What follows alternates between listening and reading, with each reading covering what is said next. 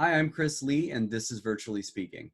Joining me today is Dr. Jenn Mann, one of the most well-known psychotherapists in the country and one of the most sought-after thought leaders on communication and relationships.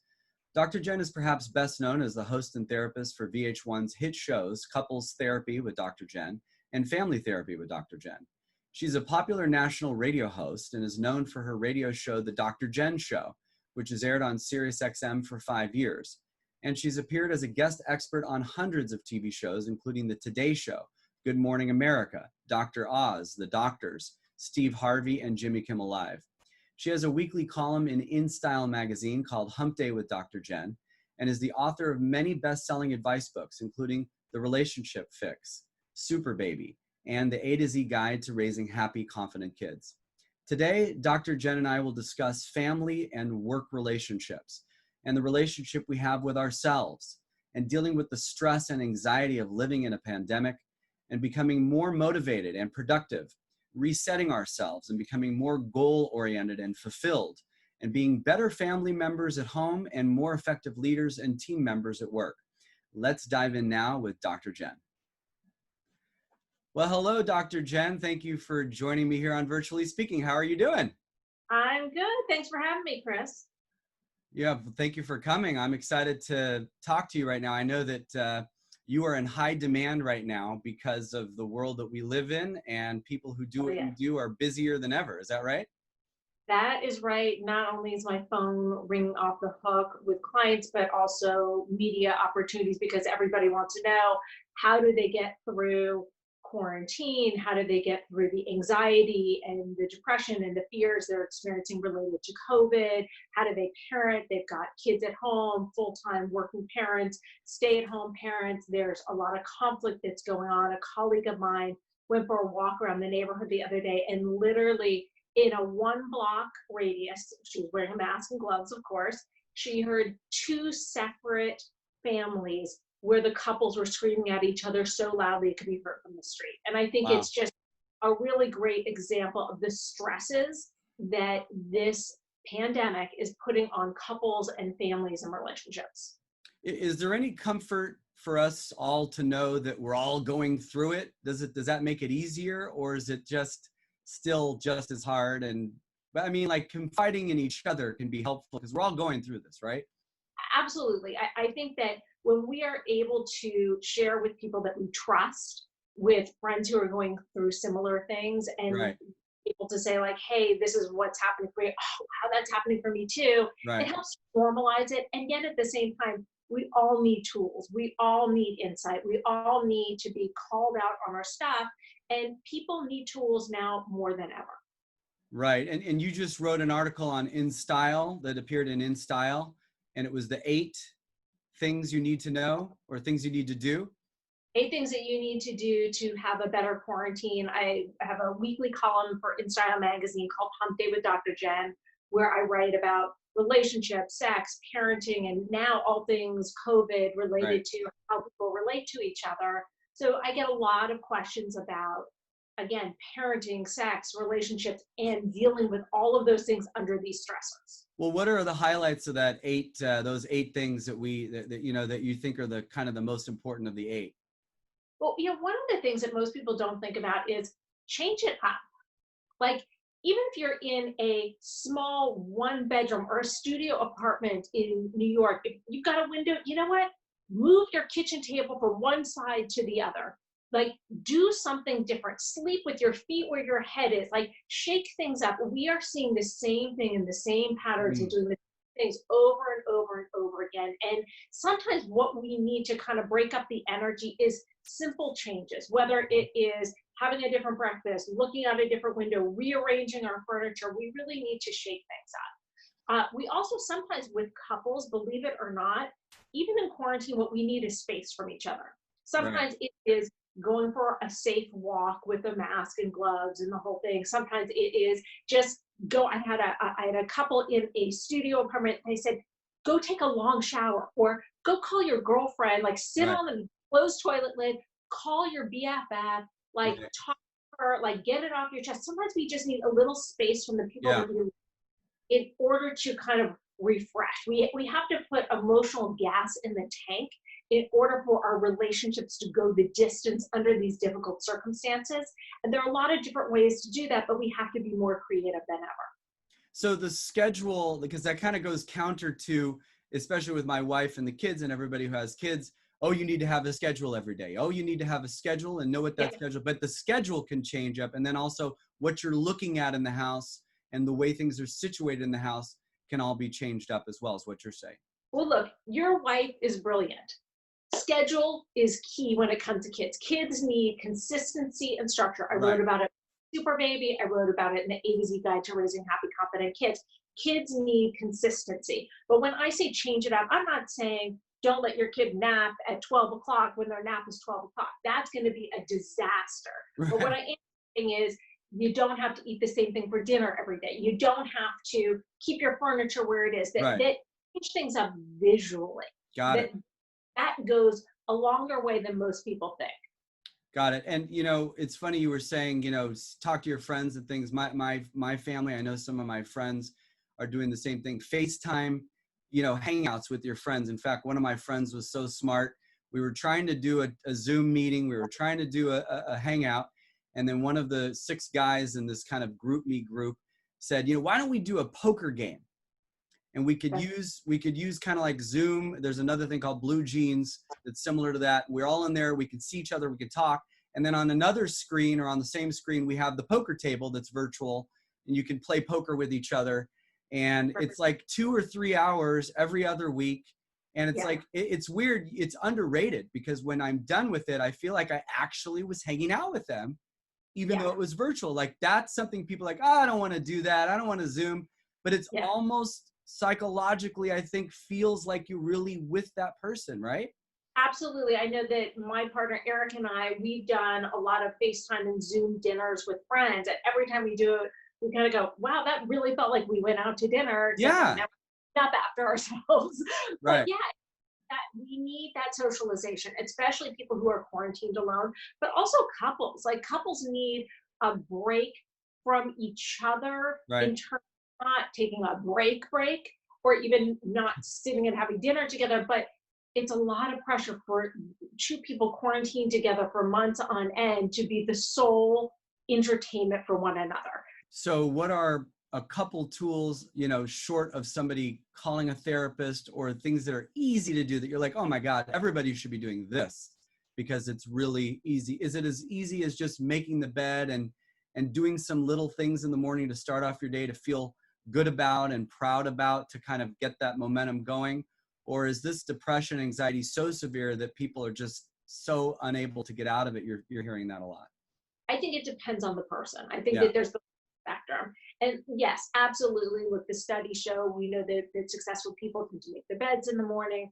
You know, I'm a big fan of exercise. I believe in putting your exercise clothes out the night before, do it first thing so you get it over with, and then you're showered and dressed for your day. It's a great way to start your day. You know, right now, a lot of people are doing meditation, apps like Headspace. You know, Peloton has a 90-day download. They have meditation classes, Calm. You know, there are a lot of different apps if you are someone who hasn't meditated. And also a lot of the time people have misconceptions about meditation. They think, oh, if I'm not sitting here for 60 minutes, you know, going, that like I'm not meditating. But you can meditate for 5 minutes. You can meditate for 2 minutes. You can start small and build on that.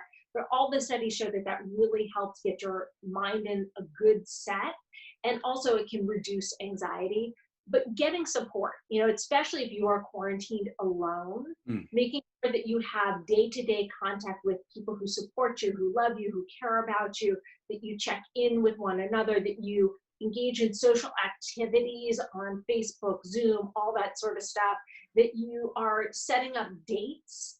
If you are dating someone, you know, Eric and we do dates at home. I have couples in my practice that are quarantined in separate places that do, you know, Saturday night date where they open up a bottle of wine together. They sometimes even make the same dinner together. And it's really an important way to connect and to kind of keep your life well-rounded. If you think of your life as a pie, we have all of these different needs. There are social needs, there are work needs, there are physical needs, there are exercise needs, there are sexual needs. We have all of these different needs. And if we look at each slice of the pie and say to ourselves, am I feeding myself in each one of these slices? Where can I do better? And where am I maybe overdoing it? You know, maybe you're socializing so much that you're not getting your work done. Okay, well, let's rebalance that and reassess.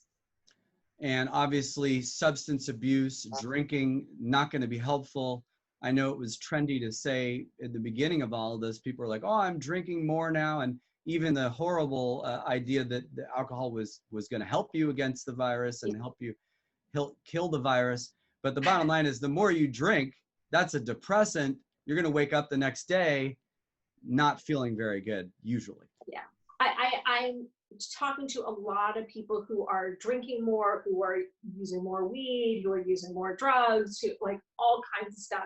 And it's important to keep in mind that whatever it is we're going through emotionally, when we drink or we drug, we're basically just postponing it, and it tends to snowball. Like, we're brushing it under the carpet, but it's getting bigger and bigger and bigger. And what ends up happening is that our feelings leak out in self-destructive ways when we don't address them, whether it's, you know, yelling at our partner, or freaking out on our boss, or procrastinating on an important project, or, you know, hurting our reputation with someone we really care about. So it's important to really be mindful about what substances we're using right now at such a critical time. So with the whole work thing, you know, I definitely am surrounded by some cool people in the job that I have, and the concepts and the ideas and the you know, the mantras that so many people are sharing with each other are pretty inspiring. It's almost like I would think that it's like you could go one of two ways. Like with everything, you can go negative, you go positive, half full glass, half empty glass. But really using this as a time to reset, to relook at our health. This is going to help us, you know, with our immunity anyway, but eating better, you know, I mean, I haven't myself been to any fast food or had anything, you know, from a restaurant in 2 months. I make my own coffee at home. You know, there's no Starbucks anymore in my life. So there's a lot of ways we all, I think, are starting to be more, you know, resetting of our goals, also with our business and so how can people use this as a positive, you know, and kind of say, hey, this is going to be a good thing for me. And I'm glad that COVID happened, you know, next year. I'm glad that happened, because I really wouldn't have looked at things this way. I really wouldn't have changed something that I now do.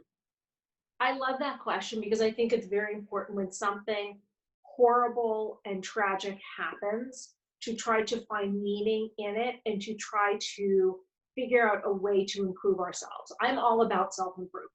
And I think the question that people need to ask themselves is, who do I want to be at the end of this quarantine, at the end of this virus? What skills do I want to develop? What do I want my partner to think of when they look back on this time with me? Or our kids.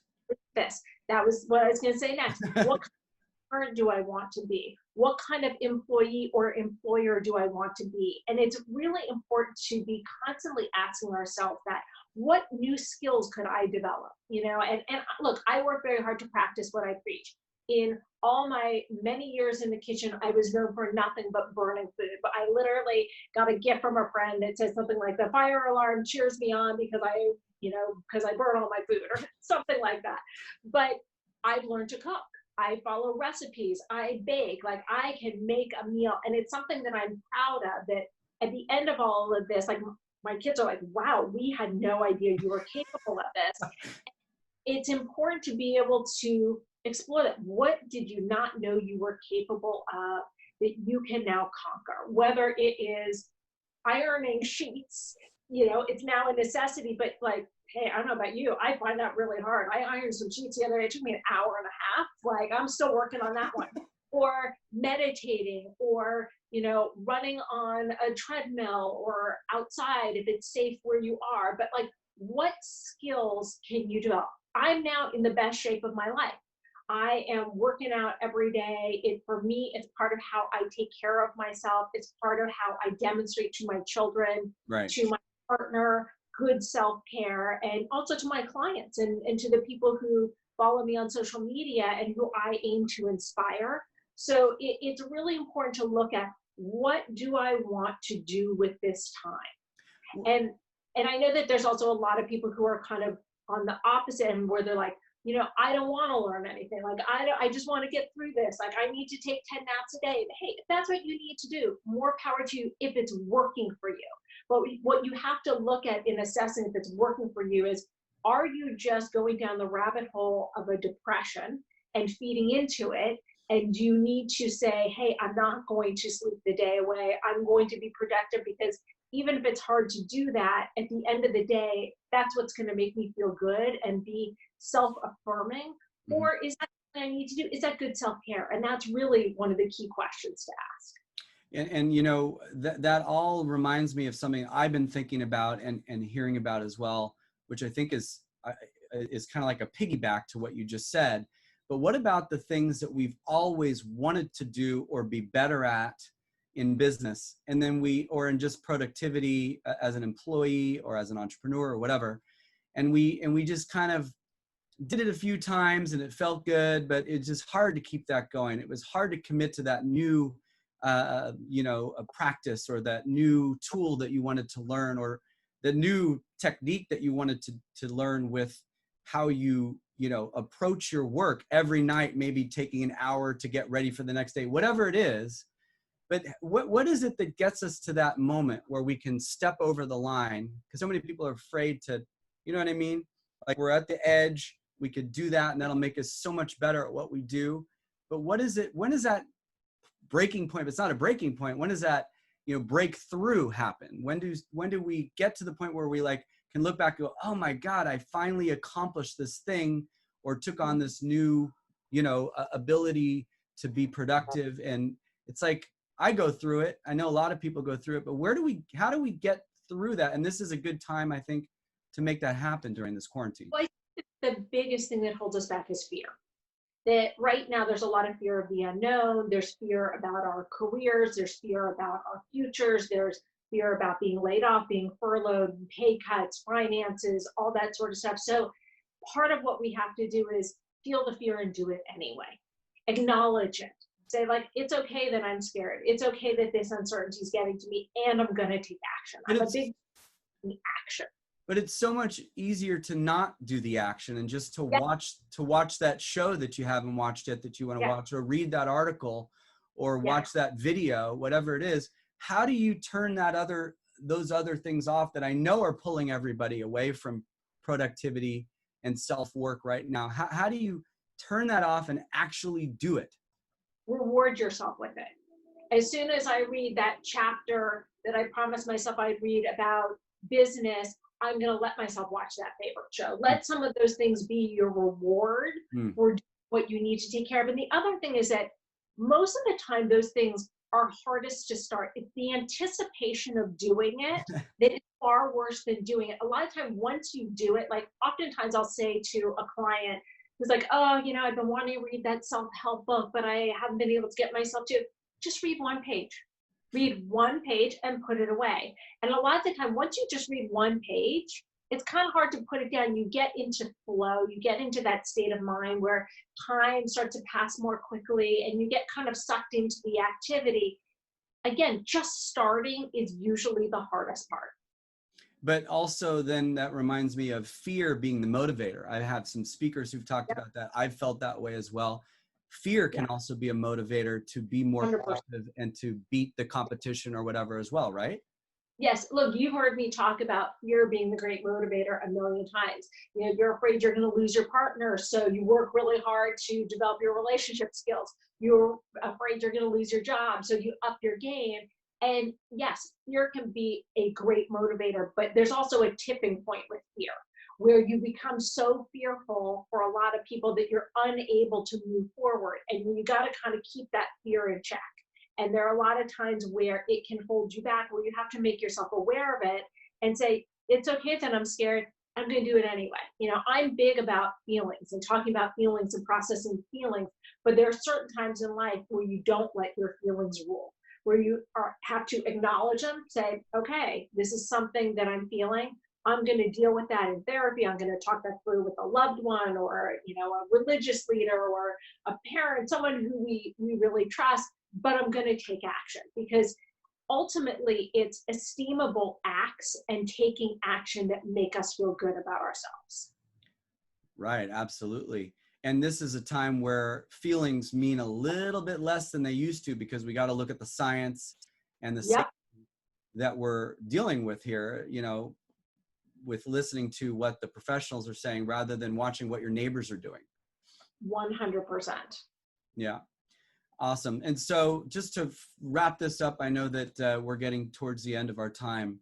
If you'd like to leave us with some words that you think would be really the way that you'd want to inspire people to think going forward during this time with family and with work, are there any kind of focus points that you think you can leave us with that might be the most important thing you want to say to kind of wrap it up?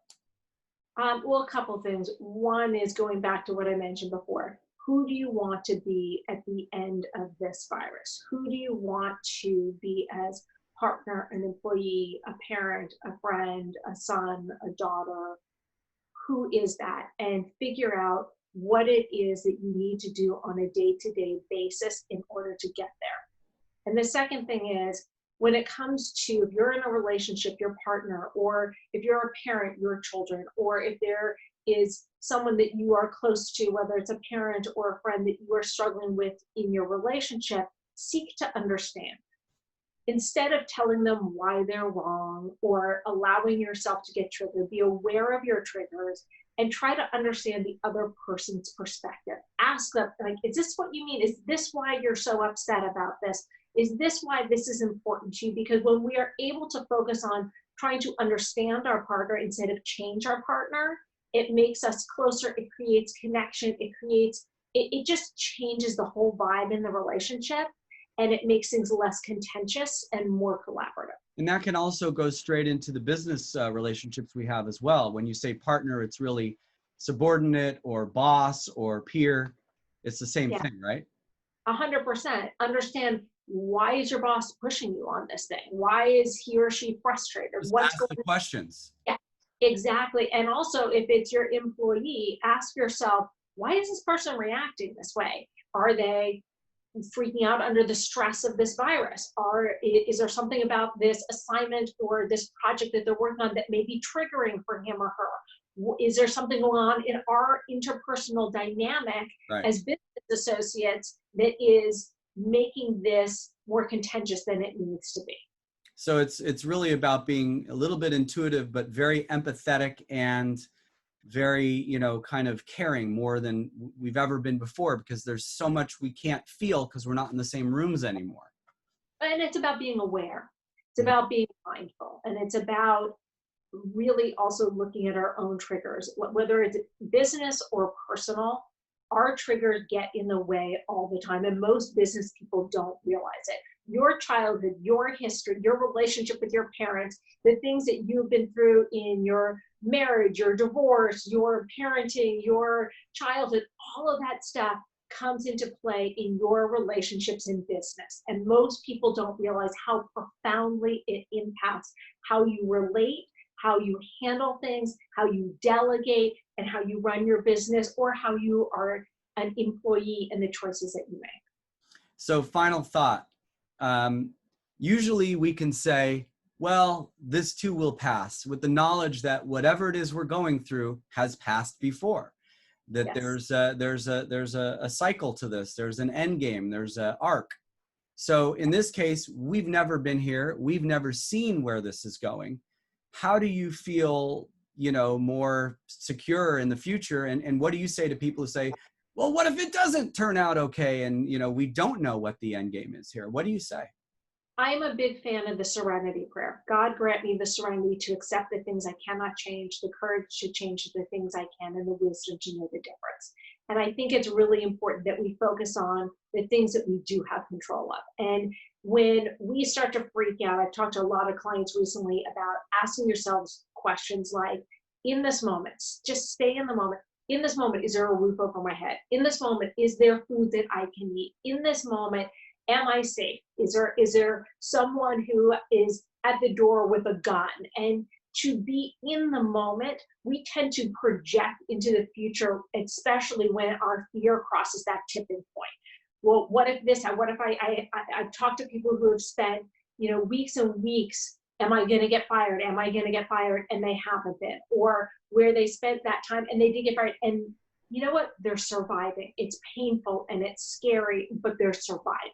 So it's very important to live in the moment, to change the things that you can, to be inventive. This is a time where we're going to have to reinvent ourselves in many ways, our businesses, our careers, our relationships, our environment in so many ways. And we have to be open to that more than ever, we have to embrace change. We have to be willing to adapt because things are changing constantly in this new world that we live in. Well, thank you.